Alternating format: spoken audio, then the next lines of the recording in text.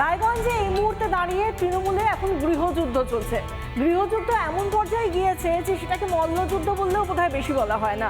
সেখানে একটা রাস্তাকে সংস্কার করা নিয়ে তৃণমূলের যিনি বিধায়ক রায়গঞ্জে, তার সঙ্গে এই মুহূর্তে রীতিমতো মল্লযুদ্ধ চলছে। কারণ না, তৃণমূলেরই ওয়ার্ড কোঅর্ডিনেটরের। এবং এই যে গৃহযুদ্ধ, মল্লযুদ্ধর যে পর্ব চলছে, যে মুষল পর্ব চলছে, তাকে হাতিয়ার করতে ছাড়ছে না বিরোধীরাও।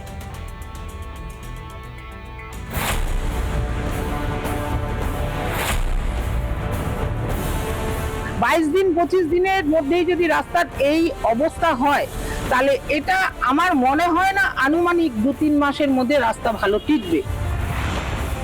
অ্যাকচুয়ালি ওনার অতিরিক্ত টাকা পয়সার লোভের কারণে ওনার মানসিক ভারসাম্য উনি হারিয়েছেন। তৃণমূলে দিকে দিকে গৃহযুদ্ধ। এবার রায়গঞ্জে ওয়ার্ড কোঅর্ডিনেটর বনাম বিধায়ক।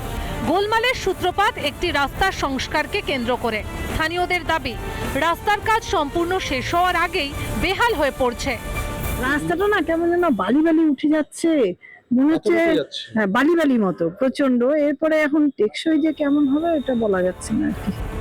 পুরসভার অধীনে রাস্তাটির সংস্কার চলছে, আর তা নিয়েই বিধায়কের দিকে আঙুল তুলেছেন ওই ওয়ার্ডের তৃণমূল কোঅর্ডিনেটর কল্পিতা মজুমদার। পাল্টা সুর চড়িয়েছেন স্থানীয় তৃণমূল বিধায়কও।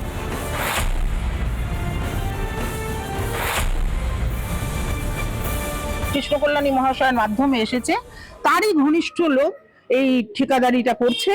সে আমার সঙ্গে একবারও আলোচনাও করেনি এই রাস্তাটার বিষয়ে, এবং ইঞ্জিনিয়ার যে আছে সেও আমার সঙ্গে আলোচনা করেনি। আমি আপনাদের মাধ্যমে আমি জানাই, যেটা ইউডি ডিপার্টমেন্টের অ্যালোটেড টাকা আর রায়গঞ্জ মিউনিসিপ্যালিটি এটা টেন্ডার করেছে। হ্যাঁ, এটা ঠিক যে উনি এই কাজ নেওয়ার জন্য আমার কাছে ওনার স্বামীর সাথে এসেছিলেন।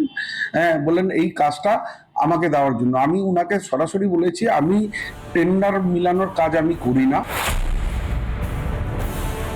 নিজেদের ভিতর খাড়াখাড়ি চলছে। তৃণমূলের যে গোষ্ঠীকন্দল সর্বব্যাপী, তারই অঙ্গ হিসেবে ফুটে উঠেছে এখানে, এবং এই গোষ্ঠীকন্দল আগামী দিনে আরো বাড়বে। ভাগ বাটোয়ারা থেকে ক্ষমতা দখল, ভোটের আগে তৃণমূলের মাথা ব্যথা এখন কোন্দল কাটা। দলনেত্রী এক হয়ে চলার বার্তা দিচ্ছেন, কিন্তু আদৌ নিচু তলায় সেই বার্তা পৌঁছচ্ছে? রিপাবলিক বাংলা। নানা ধরনের কন্টেন্ট দেখার জন্য লাইক করুন, শেয়ার করুন আমাদের ফেসবুক পেজ, সাবস্ক্রাইব করুন আমাদের ইউটিউব চ্যানেল। পাশাপাশি অন্যান্য ব্রেকিং নিউজের জন্য অবশ্যই চোখ রাখুন রিপাবলিক বাংলায়।